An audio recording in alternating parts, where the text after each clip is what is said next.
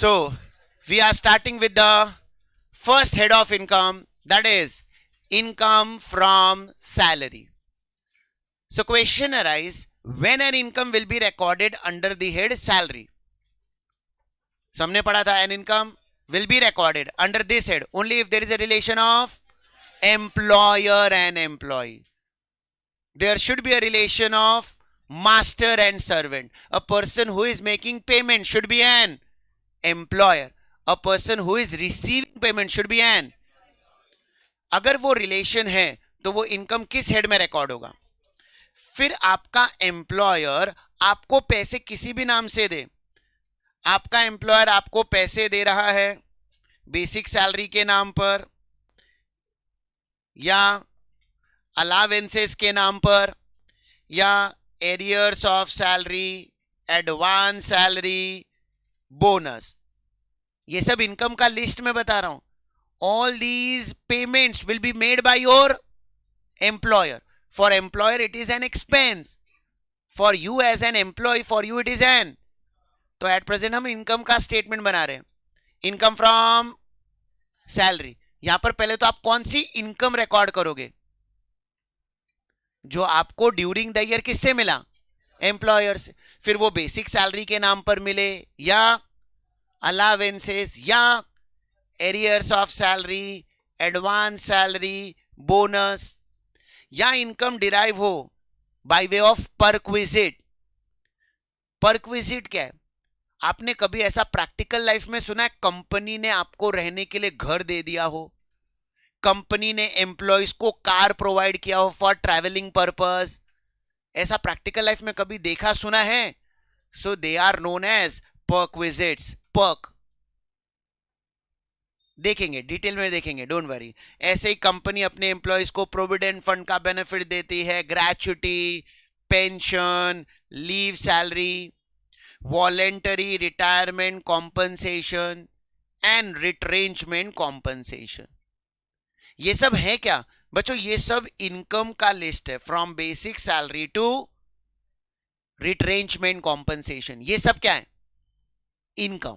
इसमें से कुछ इनकम एग्जेम्प्ट होगी, कुछ इनकम टैक्सेबल होगी. हर एक इनकम के रिलेटेड ना हम एक नोट पढ़ने वाले हैं, उसमें मैं पहले तो उसका मीनिंग बताऊंगा. Understand, at present you don't know what do you mean by allowances, you don't know anything about perquisite, gratuity. तो पहले तो डिटेल्ड मीनिंग बताऊंगा, फिर बताऊंगा in income tax act whether these incomes are exempt और taxable. और अगर exempt है तो कितना अमाउंट एग्जेम्प्ट है.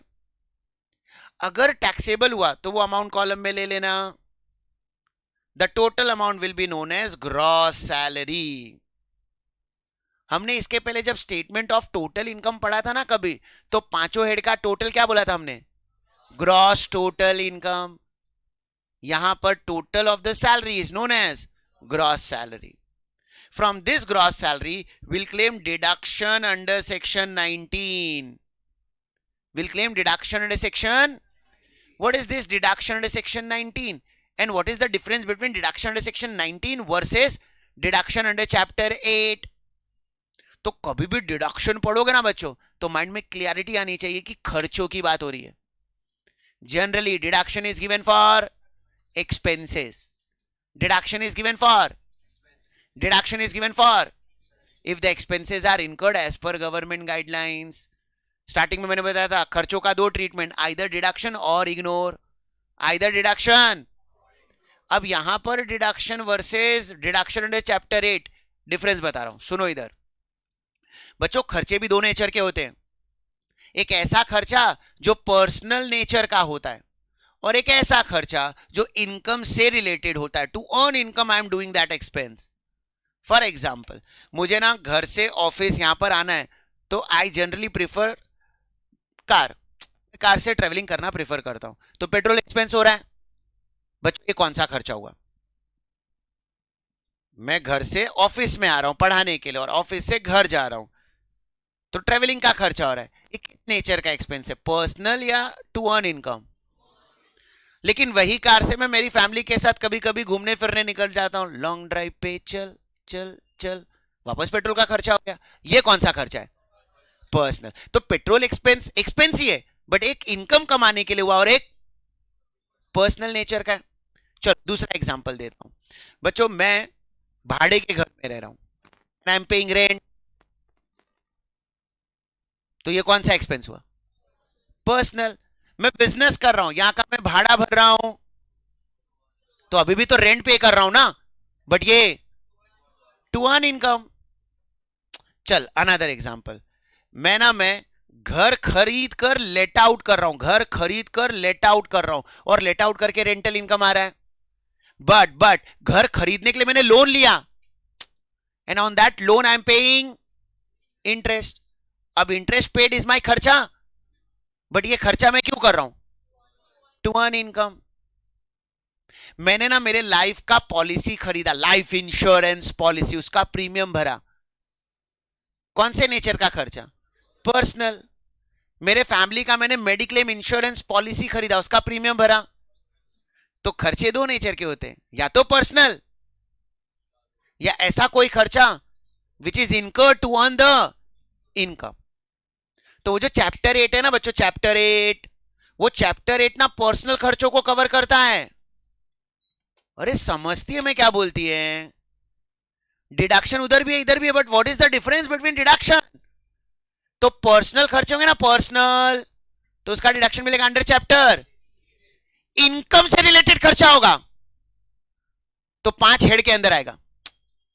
सैलरी से रिलेटेड खर्चा हुआ तो सैलरी से माइनस होगा, हाउस प्रॉपर्टी से रिलेटेड खर्चा हुआ तो हाउस प्रॉपर्टी से माइनस होगा, बिजनेस से रिलेटेड हुआ तो कैपिटल गेन, कैपिटल एसेट से रिलेटेड है तो, और अदर सोर्स से रिलेटेड है तो पांचों टॉपिक जो आपको पढ़ाऊंगा ना, 5 हेड्स ऑफ इनकम, उसमें इनकम भी पढ़ेंगे और expenses related to such income भी पढ़ेंगे।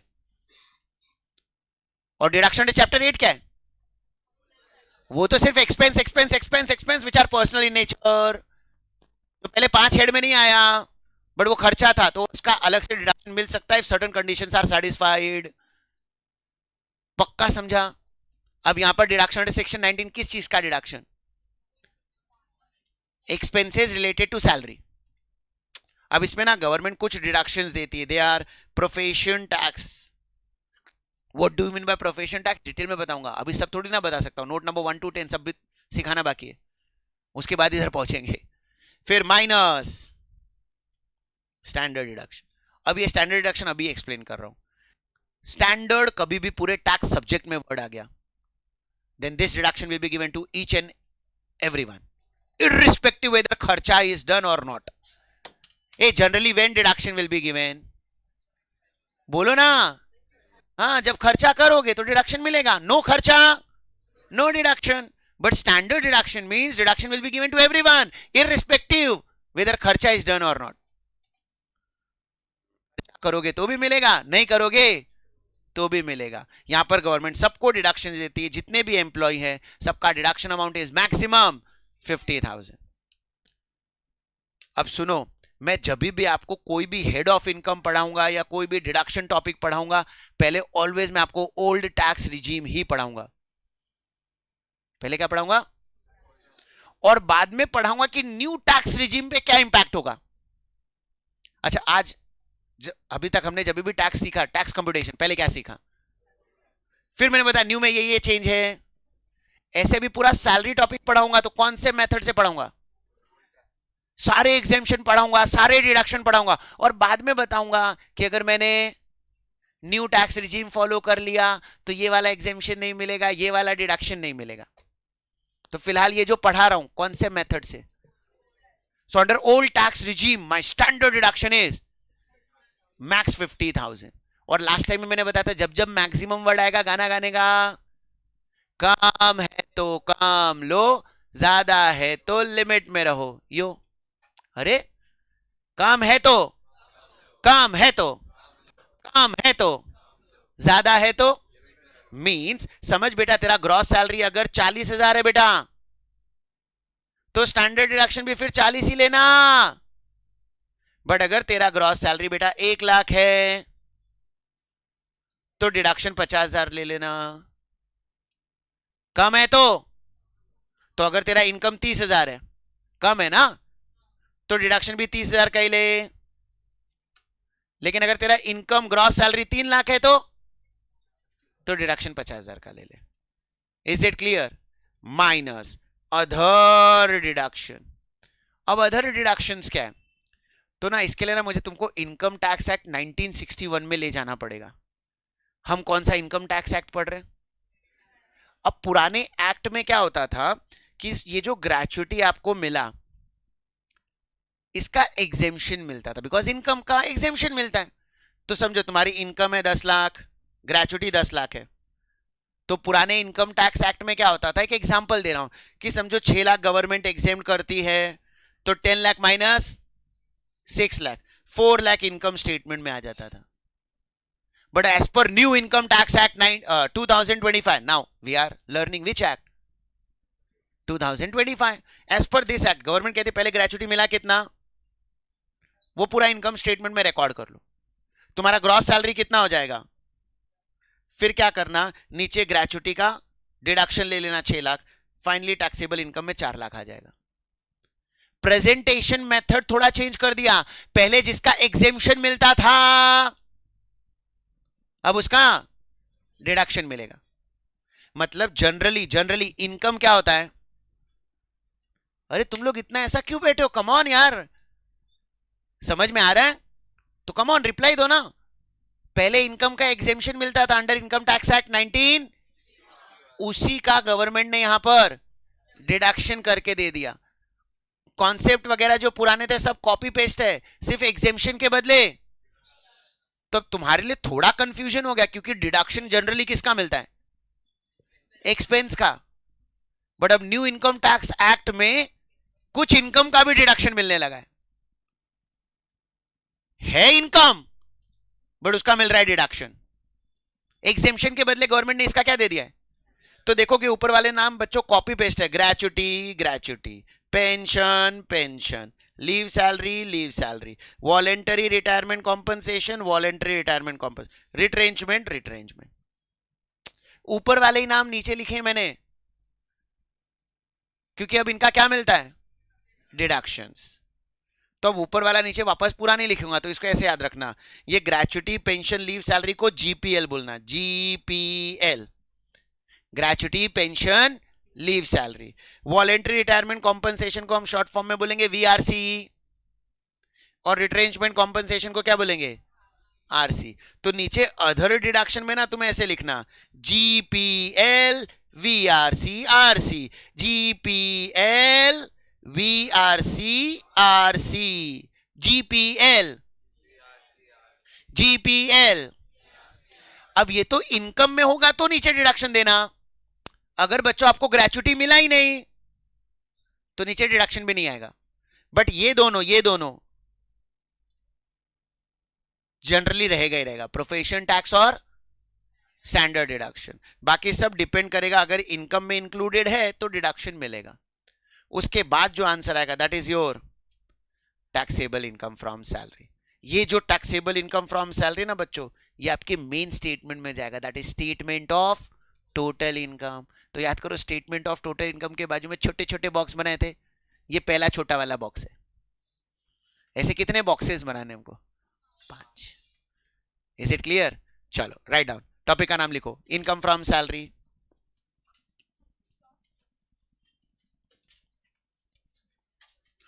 Note 1 basic salary,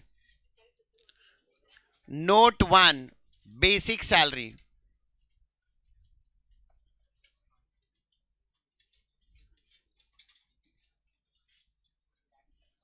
Now what is this basic salary?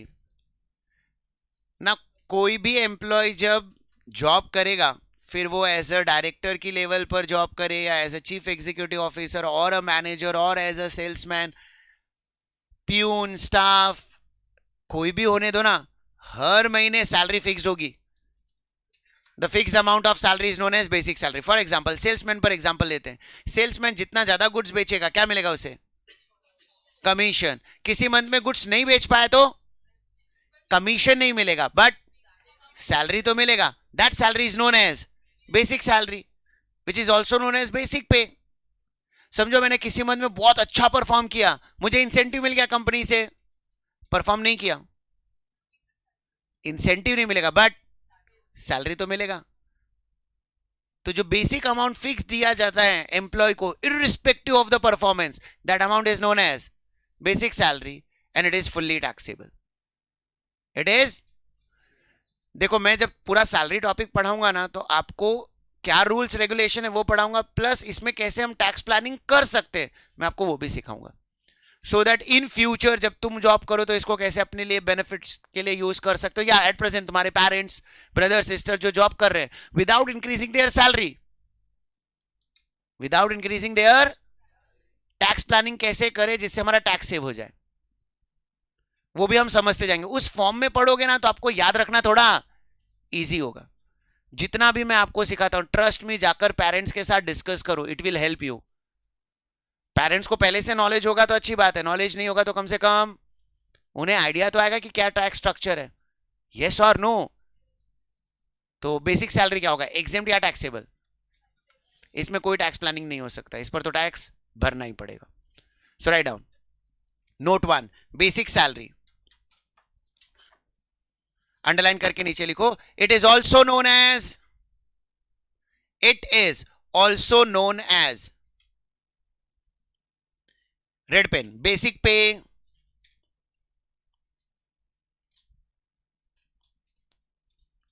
full stop, it is red pen fully taxable।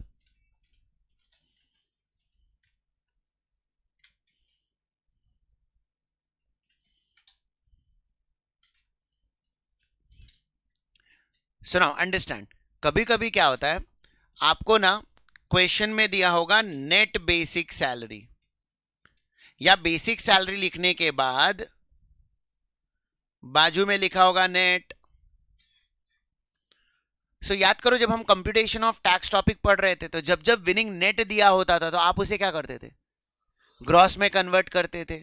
Reason, हम कभी भी इनकम नेट अमाउंट से रिकॉर्ड नहीं कर सकते, ऑलवेज इनकम स्टेटमेंट बनाते वक्त इनकम ग्रॉस अमाउंट से। तो यहां पर अगर कभी बेसिक सैलरी नेट वर्ड दिया हो या नेट बेसिक सैलरी तो इनकम स्टेटमेंट में डायरेक्टली ये अमाउंट मत लिखो, इसको पहले किस में कन्वर्ट करो। फॉर एग्जाम्पल जैसे विनिंग में टीडीएस कटता है ऐसे सैलरी पे भी टीडीएस कटता है, कितना टीडीएस कटता है अभी वो सब आपको नॉलेज नहीं है, तो क्वेश्चन में ऐसा दे दिया बेसिक सैलरी ब्रैकेट में नेट और नीचे दिया टीडीएस डिडक्टेड, तो तुम क्या करोगे, तो जो भी नेट अमाउंट दिया उसमें टीडीएस अमाउंट ऐड कर दोगे और इसे ग्रॉस में कन्वर्ट कर दोगे। कभी कभी एग्जाम में दिया होगा नेट बेसिक सैलरी और नीचे दिया होगा प्रोफेशन टैक्स डिडक्टेड, तो क्या करोगे, एड बैक प्रोफेशन टैक्स।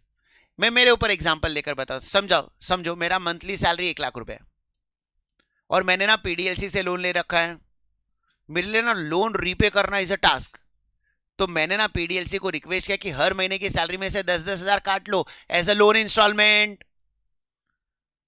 तो अब मुझे क्या कर रहा है पीडीएलसी, 1 लाख रुपए नहीं दे रहा है, 1 lakh minus 10,000, so my net basic salary is 90,000। तो इनकम स्टेटमेंट में कितना लिखूं, 90, तो क्या करेंगे 90 में 10,000 एड बैक, इनकम स्टेटमेंट में 1 लाख लिखो। तो जब जब आपको क्वेश्चन में क्या दिया होगा नेट बेसिक सैलरी, क्या दिया होगा, convert that net amount into gross amount. So write down if net basic salary is given in the question,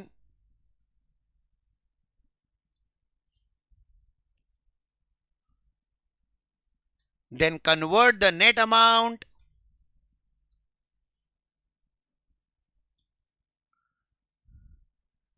into gross amount by using following formula।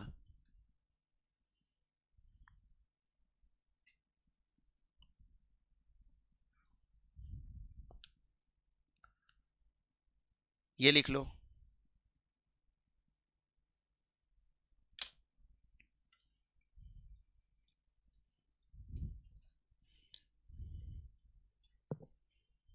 Let's see आप लोगों को कितना समझ में आया। मैं क्वेश्चन पूछ रहा हूं, आपको सोचकर रिप्लाई देना है। क्वेश्चन में दिया है बेसिक सैलरी 22,500। क्वेश्चन में क्या दिया है? और नीचे दिया है प्रोफेशन टैक्स डिडक्टेड 2,500। तो इनकम स्टेटमेंट में अमाउंट कितना लिखूं? एवरीवन 25,000 कितने लोगों को आ रहा है? ओके 22,500 किसको लग रहा है? 22,500। सो 22,500 इज अ राइट आंसर। क्यों? क्यों?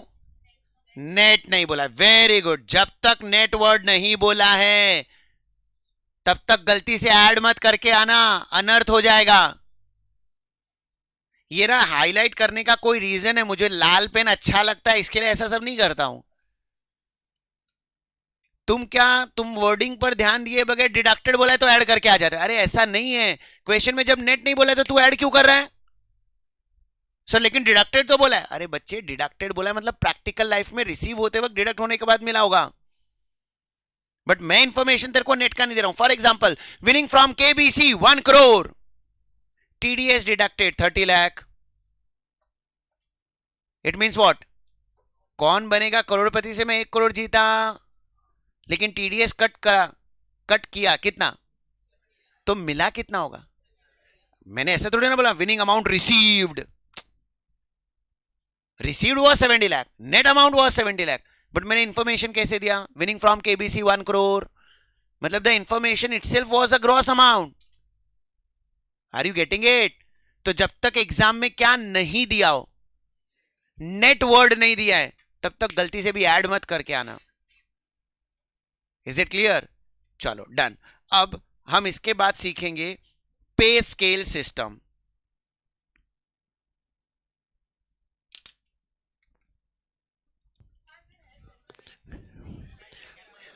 पे स्केल सिस्टम,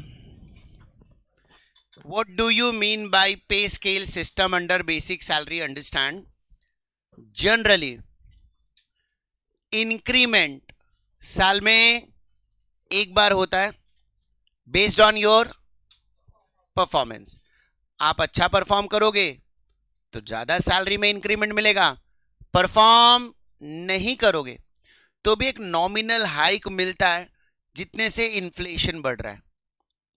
अंडरस्टैंड, इन्फ्लेशन बढ़ रहा है तो कहीं ना कहीं एम्प्लॉयज की सैलरी भी बढ़नी चाहिए और बढ़ानी पड़ेगी भी, अदरवाइज वो सर्वाइव ही नहीं कर पाएंगे। लेकिन अगर आप बहुत अच्छा परफॉर्म करोगे तो बिकॉज ऑफ योर परफॉर्मेंस आपकी सैलरी थोड़ा ज्यादा बढ़ेगी कंपेयर टू इन्फ्लेशन। अरे यस और नो? अब पे स्केल सिस्टम एक ऐसा सिस्टम होता है जो जनरली गवर्नमेंट ऑर्गेनाइजेशन में फॉलो किया जाता है, जहां पर परफॉर्मेंस देखा ही नहीं जाता है और एक स्टैंडर्ड रेट से इंक्रीमेंट होता है। अंडरस्टैंड, परफॉर्मेंस मेजर करने के लिए एम्प्लॉयर तो फिक्स होना चाहिए। गवर्नमेंट अगर ऑर्गेनाइजेशन की बात करूं तो गवर्नमेंट स्टेबल ही नहीं है ना। आप ऐसा नहीं बोल सकते ना बीजेपी है तो बीजेपी लाइफ लॉन्ग रहेगी। अभी बीजेपी है, कांग्रेस आ गई, सीजेपी, कॉकरोच जनता पार्टी आ गई तो सरकार चेंज हो जाएगी, तो थॉट प्रोसेस बदल जाता है। सो तुम्हारा एम्प्लॉयर गवर्नमेंट है, वो गवर्नमेंट ही फिक्स नहीं कि रहेगा कौन। फॉर एग्जाम्पल अगर मैं पीडीएलसी पर एग्जाम्पल दूं तो Prateek sir, Dhaval sir, they are owner, तो मेरा परफॉर्मेंस हर साल चेक कर सकते कि whether I am performing or not. But government organisation में तो एम्प्लॉयर ही फिक्स नहीं है ना, तो इसके लिए वहां पर ना उन्होंने एक स्टैंडर्ड स्केल सिस्टम बना रखा है कि उसके हिसाब से इंक्रीमेंट किया जाएगा। समझो स्केल सिस्टम ऐसा कुछ बना है 30,000 -3,000 -39,000 -5,000 -69,000। तो इसका इंटरप्रिटेशन कैसे होता है ध्यान से समझो। तुम्हारा जब सैलरी स्टार्ट होगा ना, तुम फर्स्ट ईयर तुम्हारी पगार 30,000 पर मंथ होगी। इंक्रीमेंट एक साल बाद होगा बाय ₹3,000 और 3,000 से इंक्रीमेंट होता रहेगा तब तक जब तक आपकी सैलरी 39,000 टच नहीं होगी। जैसे आपकी सैलरी 39,000 के स्लैब को टच कर लेगी, आफ्टर दैट इंक्रीमेंट कितने से होगा? टिल ऐसे आगे के भी स्लैब बने होते हैं। तो अगर इसी को एक्सप्लेन करूं मैं, तो फर्स्ट ईयर पगार कितना होगा? 30,000। Second year 33, third year, next year अब आगे ना 39, after that, after that, after that, तो अब 5,000 से इंक्रीमेंट होता रहेगा टिल 69। ऐसे आगे का भी स्लैब बना होता है, इसे कहते हैं पे स्केल सिस्टम। तो एग्जैक्टली अंडर पे स्केल सिस्टम सैलरी का कैलकुलेशन कैसे होगा, तो उसके लिए ना हम एग्जांपल के थ्रू करेंगे। तो से फॉर एग्जांपल,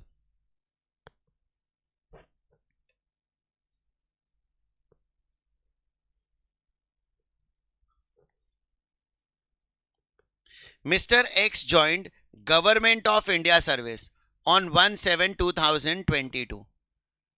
मिस्टर एक्स ने गवर्नमेंट ऑफ इंडिया सर्विस कभी ज्वाइन किया? 1 जुलाई 2022 को, in the grade of 50,000 dash dash dash dash 75,000 dash 10 dash 1,05,000। इसका मतलब समझ में आ रहा है ना, इंक्रीमेंट कैसे करना है। Compute his basic salary for the tax year 26-27। हमें इसका बेसिक सैलरी कंप्यूट करना है, कौन से ईयर का? 26-27 का। देन हाउ टू कैलकुलेट, मैं अभी वो एक्सप्लेन करने जा रहा हूं।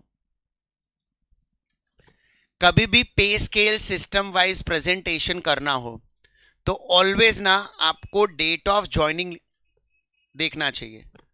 आपके क्वेश्चन में डेट ऑफ ज्वाइनिंग क्या दिया है बच्चों? इंक्रीमेंट ना यहां से 1 साल बाद होगा, मतलब 1 जुलाई 22 से लेकर 30 जून 23 तक सैलरी 50,000 रहेगी। इंक्रीमेंट हर साल अप्रैल मंथ में नहीं होता। अगर अप्रैल मंथ में इंक्रीमेंट होने लगा ना, तो हम लोग तो फरवरी मार्च मंथ में जॉब ज्वाइन करेंगे, 1 महीना काम करेंगे, increment. Practically is it possible? Not possible. तुमने जब जॉब स्टार्ट किया वहां से 1 साल तक सैलरी सेम रहेगी।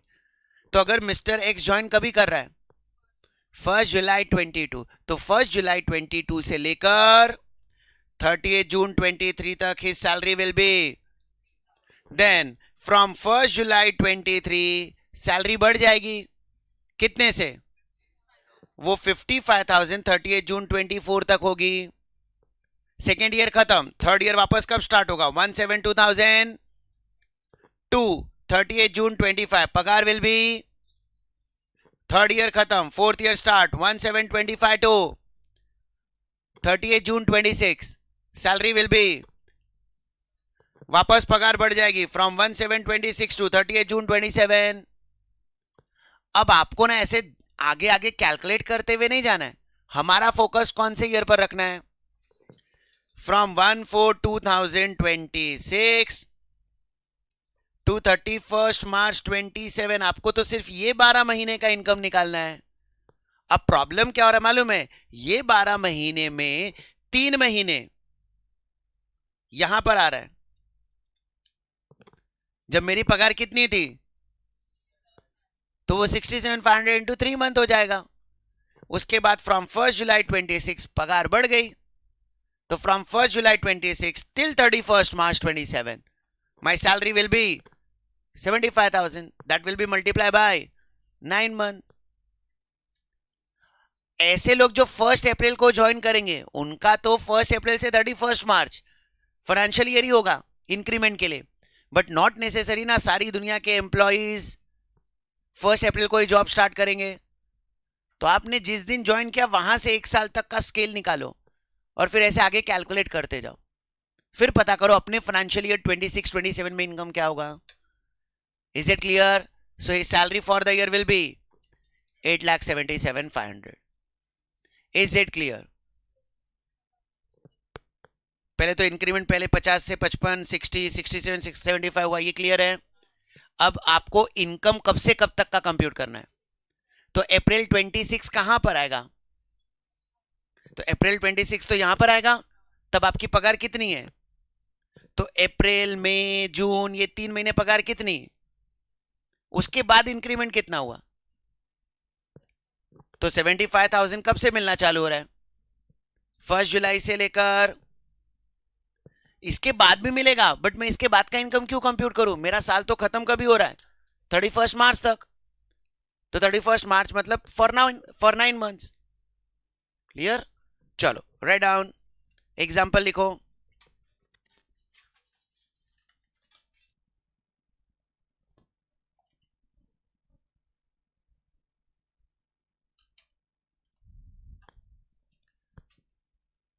ट्राई करेंगे question number 2, second example.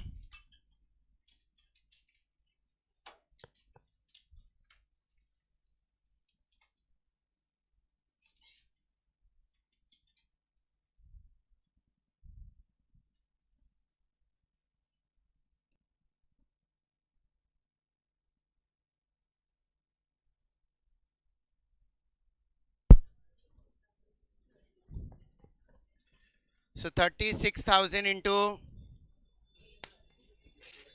hello, 36,000 into 8 month and 39,000 into 4 month. जरा भी डाउट? ओके, नाउ ये जो सैलरी है हमें टैक्सेबल है, हमें किस बेसिस पर टैक्स भरना है? फॉर एग्जांपल, जब हम अकाउंट्स की बात करते हैं तो अकाउंट्स में हम अक्रूवल बेसिस फॉलो करते हैं। अक्रूवल बेसिस का मतलब क्या होता है? वेदर इनकम इज रिसीव्ड और नॉट रिसीव्ड, हम उसे बुक्स में रिकॉर्ड करेंगे आउटस्टैंडिंग बोलकर, यस और नो। तो यहां पर जब हम बेसिक सैलरी वगैरह की बात करें या सैलरी टॉपिक में कोई भी इनकम की बात करें, हमें किस बेसिस पर टैक्स भरना है? अक्रूवल बेसिस या कैश बेसिस? देखो, लोग दो तरीके से बुक्स ऑफ अकाउंट मेंटेन करेंगे, या तो अक्रूवल या कैश बेसिस। का मतलब क्या होता है? जितना पैसा मिला वो इनकम, नहीं मिला तो वो इनकम नहीं मेरा करंट ईयर का। तो बेसिक सैलरी पर टैक्स में किस बेसिस पर पे करूं, अक्रूवल या cash?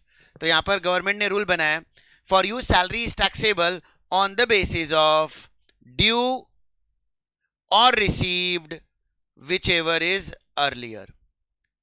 Salary is taxable on the basis of due or received whichever is earlier. Due or received, अब इसका मतलब क्या है? तो अंडरस्टैंड, से फॉर एग्जांपल आज क्या डेट है? 8th ऑफ,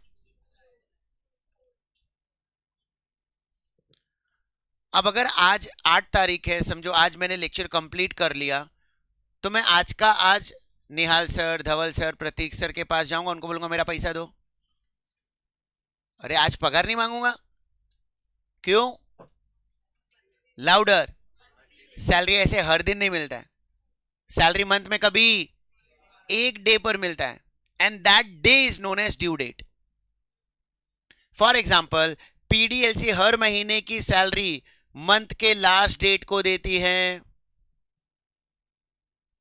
तो जून की सैलरी ड्यू कब होगी? 30th June. तो 30th June will be treated as due date. जुलाई की सैलरी ड्यू कब होगी? दिसंबर की सैलरी ड्यू कब होगी? मार्च की सैलरी ड्यू कब होगी? So that is known as due date. हमारा प्रीवियस ईयर क्या है? 1st April 2026, that will end on 31st March 27। आपको इसी 12 महीने का इनकम निकालना है। तो समझो इस साल मार्च 27 को पीडीएलसी ने मुझे मार्च में पैसा नहीं दिया, पीडीएलसी ने मुझे 10th अप्रैल को पैसा दिया। मुझे सैलरी रिसीव कब हुआ एवरीवन? तो माय क्वेश्चन टू यू, मार्च की सैलरी पर मैं इस साल गवर्नमेंट को टैक्स भरूं या नहीं? मार्च का सैलरी मुझे मार्च में नहीं मिल रहा है, अप्रैल 10th को मिल रहा है, तो इस साल टैक्स भरना पड़ेगा क्या? क्यों? क्योंकि ड्यू हो गया है। गवर्नमेंट ने रूल क्या बनाया? Due or received. So since मार्च की सैलरी मार्च में ड्यू हो गया, मुझे टैक्स भरना पड़ेगा। बट इसमें सेकंड एग्जांपल ले रहा हूं। समझो मुझे मार्च में ना सडनली पैसों की रिक्वायरमेंट आ गई और मैंने ना सर से रिक्वेस्ट किया कि सर अप्रैल की सैलरी भी मुझे मार्च में ही दे दो ना, थोड़े पैसों की रिक्वायरमेंट है। तो मुझे प्रतीक सर, धवल सर ने बोला शशि तेरे लिए तो जान भी हाजिर है। मैंने बोला नहीं, जानवान नहीं चाहिए, पैसा दे दो। तो सर ने मार्च में मुझे अप्रैल की पगार भी दे दी। In the month of I am getting salary of, लेकिन अभी अप्रैल की सैलरी ड्यू नहीं हुई है। तो क्वेश्चन अराइज, इस साल मैं अप्रैल वाली सैलरी पर टैक्स भरूं या नहीं? क्यों? क्योंकि रिसीव्ड हो गया। मेरा दो एग्जाम्पल, दोनों में अलग अलग सिचुएशन समझो। पहले वाले एग्जाम्पल में मार्च की सैलरी रिसीव नहीं हुई थी, but on the basis of due I am liable to pay tax. Second वाले एग्जाम्पल में अप्रैल की सैलरी ड्यू नहीं हुआ, but hence I am liable to pay tax. तो गवर्नमेंट ने ना यहां पर अक्रूवल और कैश दोनों को फॉलो कर लिया, दोनों में से जो पहले होगा। गवर्नमेंट को टैक्स चाहिए, फिर ड्यू पहले हो गया तो ड्यू बेसिस पर टैक्स भरो, रिसीव्ड हो गया तो रिसीव्ड बेसिस पर टैक्स भरो। ये तो ऐसा मत सोचना कि मैंने अप्रैल की सैलरी पर इस साल टैक्स भर दिया तो नेक्स्ट ईयर वापस भरना है, नहीं, बट ऑब्वियस नॉट ना। नेक्स्ट ईयर तो मुझे सिर्फ 11 महीने की सैलरी पर फिर टैक्स लगेगा। Are you getting it? तो इस साल का जब भी टैक्सेबल इनकम फ्रॉम सैलरी निकालोगे तो कौन सा रूल अप्लाई करोगे? Due or received, whichever is earlier. So write down important point, important point.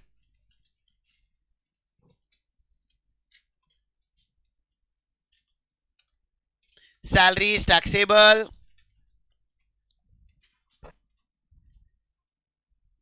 on the basis of, salary is taxable on the basis of, red pen से लिखना, देख लो मैंने कैसे प्रेजेंट किया है। ड्यू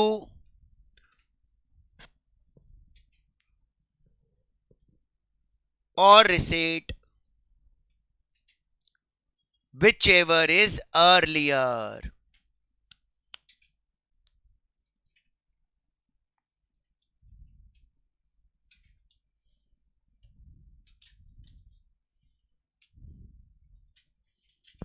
हंड्रेड % ये concept clear हुआ? पक्का? तो अब इसी कॉन्सेप्ट पर ना एक पॉइंट में आगे एक्सप्लेन करने जा रहा हूं। यस बेटा, मैंने दो एग्जाम्पल दिया था बेटा। पहले वाले एग्जाम्पल में मैंने क्या बोला था कि मार्च की सैलरी ड्यू कब हो रही है? 31 मार्च को, बट पीडीएलसी ने मुझे पेमेंट 10 अप्रैल को किया, तो पैसा रिसीव हुआ या नहीं हुआ? तो मैं इस साल मार्च की सैलरी पर गवर्नमेंट को टैक्स भरूं या नहीं? भरना पड़ेगा, क्यों? ड्यू हो गया, ठीक है। तो ड्यू और रिसीट विचएवर इज अर्लियर, तो ड्यू बेसिस पर मुझे टैक्स भरना है। सेकेंड एग्जांपल मैंने ऐसा लिया कि मुझे कुछ पैसों की नीड आ गई और मैंने मार्च में अप्रैल की सैलरी भी रिसीव कर ली, तो इस साल अप्रैल की सैलरी ड्यू हुई क्या? नहीं, बट रिसीव्ड हो गया ना, हेंस मुझे अप्रैल की सैलरी पर टैक्स भरना पड़ेगा। तो यहां पर रूल किस बेसिस पर टैक्स भरना पड़ता है? आइदर ड्यू और रिसीव्ड, दोनों में से जो भी पहले हो जाएगा उस बेसिस पर तुमको टैक्स भरना पड़ेगा। क्लियर? ओके, तो अभी इसी एग्जांपल के थ्रू हम कुछ और कॉन्सेप्ट समझते हैं। हाँ, गवर्नमेंट को टैक्स चाहिए, इस बेसिस पर नहीं कि ड्यू होगा तो ही टैक्स लूंगा, इस बेसिस पर नहीं कि रिसीव्ड होगा तो ही टैक्स लूंगा। गवर्नमेंट देखेगी दोनों में से जो भी पहले हुआ उस बेसिस पर तुम्हारे ऊपर टैक्स का बर्डन आ जाएगा। अब ये वाले एग्जांपल में बच्चों मैंने ड्यू डेट क्या बोला था? Last day of every month ना। अब मैं थोड़ा एग्जांपल चेंज करता हूं, नॉट नेसेसरी कि सैलरी उसी मंथ में ड्यू होगी। प्रैक्टिकल लाइफ में शायद तुमने कभी ऐसा सुना होगा कि सैलरी नेक्स्ट मंथ के फर्स्ट को, नेक्स्ट मंथ के 5th को, नेक्स्ट मंथ के 7th या 10th को मिल रहा है, ऐसा प्रैक्टिकल लाइफ में सुना है? तो एक एग्जांपल लेते हैं, समझो सैलरी नेक्स्ट मंथ के 7 तारीख को मिल रही है, 7th of next month, 7th of, तो अगर मैं यही एग्जांपल्स कंटिन्यू रखूं तो जून में जो मैं काम कर रहा हूं पगार कब मिलेगा? 7 जुलाई को। दिसंबर में जो काम करूंगा, मैं जो मार्च में काम करूंगा 7th। चलो अब उस एग्जांपल के थ्रू 1 अप्रैल 26 से लेकर 31 मार्च 27 ये हमारा ईयर ऑफ इनकम है, टैक्स ईयर है। अगर मैं यही एग्जांपल लूं कि 7th ऑफ नेक्स्ट मंथ में सैलरी ड्यू होता है, तो तुम रिपीट करके मुझे बताओ मार्च की सैलरी ड्यू कब होगी? अप्रैल, can I say this is my due date? Receive कब होगा? आइदर ऑन 7th अप्रैल और आफ्टर दैट। ड्यू डेट के पहले कोई भी एम्प्लॉयर पगार नहीं देता अनटिल अनलेस तुमने रिक्वेस्ट करके मांगा हो। तो I am assuming in normal circumstances you will get salary on 7th April और after that. So my question to you, अब मार्च की सैलरी पर तुम टैक्स भरोगे या नहीं? क्या मार्च की सैलरी मार्च में ड्यू हुआ? क्या मार्च की सैलरी मार्च में रिसीव्ड हुआ? तो मार्च की सैलरी ड्यू भी नहीं हुई, हेंस हम इस साल मार्च की सैलरी पर टैक्स नहीं भरेंगे. तो अज्यूम करो February 27, February 27 की पगार ड्यू कब होगी? 7th, that is before 31st मार्च. तो मैं अब फेब्रुवरी वाली सैलरी पर इस साल गवर्नमेंट को टैक्स भरूं या नहीं? एवरीवन, भरना पड़ेगा. क्यों? ड्यू हो गया, इररिस्पेक्टिव वेदर रिसीव्ड और. मैंने तो रिसीव्ड की बात की ही नहीं. रिसीव्ड नहीं भी हुआ तो भी टैक्स भरना पड़ेगा, because your salary of Feb became before 31st March. You are liable to pay tax. But March की सैलरी पर हम टैक्स, तो मतलब मैं मार्च की सैलरी पर कभी टैक्स भरूंगा ही नहीं. नहीं भरूंगा. लाउडर. यस, मार्च की सैलरी पर टैक्स भरना पड़ेगा नेक्स्ट ईयर में. तो जैसे तुम ये बोल रहे हो मार्च की सैलरी पर टैक्स भरना पड़ेगा नेक्स्ट ईयर में, ऐसे ही सोचना बेटा, मार्च 2026. क्या मार्च 2026 का टैक्स तूने लास्ट ईयर भरा होगा? वो कब ड्यू होगा? हेंस इस साल का जब टैक्सेबल इनकम फ्रॉम सैलरी निकालोगे तो 12 महीने का काउंटिंग अप्रैल से स्टार्ट नहीं होगा, मार्च से स्टार्ट होकर फेब पे खत्म होगा. नहीं समझा? नॉर्मली आप इनकम कब से कब तक का निकालते हो? अप्रैल टू मार्च, क्योंकि हमारा वो फाइनेंशियल ईयर है, हमारा वो टैक्स ईयर है. लेकिन अगर एग्जाम में ऐसा वर्डिंग आ गया that salary becomes due on next month, फिर वो नेक्स्ट मंथ का फर्स्ट हो, नेक्स्ट मंथ का फिफ्थ हो, नेक्स्ट मंथ का 15 हो, कुछ भी होने दे, इन दैट सर्कमस्टेंसेस मार्च की सैलरी इस साल ड्यू भी नहीं हुआ, रिसीव भी नहीं हुआ. हेंस मार्च 27 की सैलरी पर टैक्स कब भरोगे? तो मेरे इनकम स्टेटमेंट में ये सैलरी क्यों लू? तो ये मार्च वाली सैलरी में करंट ईयर के इनकम स्टेटमेंट में रिकॉर्ड. तो इसी लॉजिक से अगर मैं चलूं तो लास्ट ईयर जो मार्च 2026 की पगार होगी वो इस साल ड्यू होकर टैक्सेबल हो जाएगी ना. हेंस इनकम कंप्यूट करते वक्त don't compute from April to March, compute from March to Feb. Sir फर्क क्या पड़ेगा इससे? करना तो 12 ही महीने ना. अंडरस्टैंड, 12 महीने ही है, बट 12 महीने में मंथ अगर इधर उधर होता है ना तो अमाउंट चेंज हो सकता है. इधर देख, अभी जब तूने ये कैलकुलेशन किया था बच्चों, तो यहां पर तुमने अप्रैल से नवंबर कितने मंथ मल्टीप्लाई किए थे? यही अब काउंटिंग चेंज हो जाएगा. इंस्टेड ऑफ अप्रैल स्टार्ट किससे करोगे? तो जब मार्च से काउंटिंग करोगे तो मार्च अप्रैल मई जून जुलाई, यहां पर बढ़ते बढ़ते नवंबर तक कितने मंथ हो जाएंगे? 9 मंथ हो जाएंगे. और यहां पर इंस्टेड ऑफ 4 मंथ सिर्फ, क्योंकि मार्च तक नहीं आओगे ना, यहां पर तो 28 फेब पर रुक जाओगे, तो आपकी सैलरी अमाउंट क्या हो जाएगी? चेंज हो जाएगी. कम ज्यादा जो भी होगी accordingly salary amount will change. तो आप कभी भी एग्जाम में ध्यान से देखना, कहीं पर ऐसा तो वर्ड नहीं दिया है कि सैलरी हमारा ड्यू हो रहा है सब्सिक्वेंट मंथ में. अगर ऐसा सिचुएशन हुआ तो आप क्या करोगे? 1 मार्च 2026 से लेकर 28 फेब 2027 का इनकम कंप्यूट कर लोगे. Is it clear to everyone? Write down, note नीचे, salary becomes due on subsequent month, salary becomes due on subsequent month.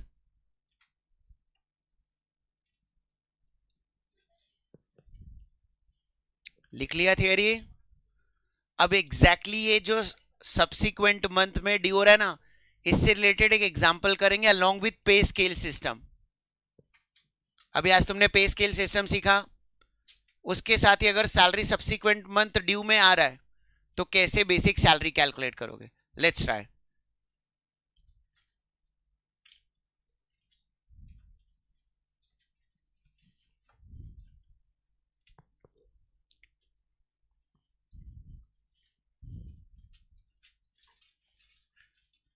Write down this question और फिर ट्राई करो.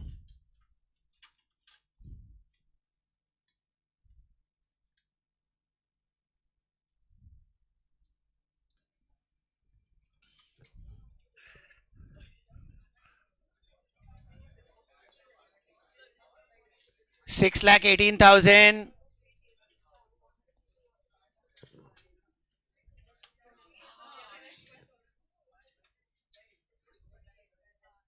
Income computation will start from 1st March 26. Hence, 48,000 multiplied by 5 month. Same scale वैसे ही बनाना है, सिर्फ computation April to मार्च के बदले मार्च to Feb.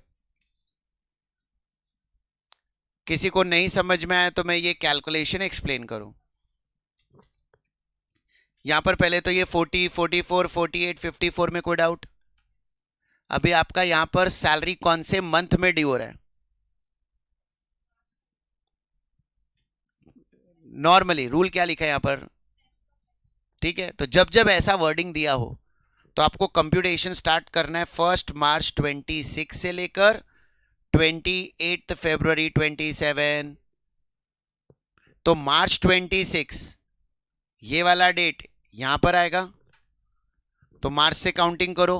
मार्च, अप्रैल, मई, जून, जुलाई, तो 48,000 into 5 months. And then after that from 1st August 26. किसी को डाउट? यहां पर अपना क्या कंप्लीट हो गया? पे scale system along with if salary becomes due on subsequent month. सो अपना finally note number 1 basic salary खत्म. अभी हमने सैलरी टॉपिक खत्म नहीं किया है.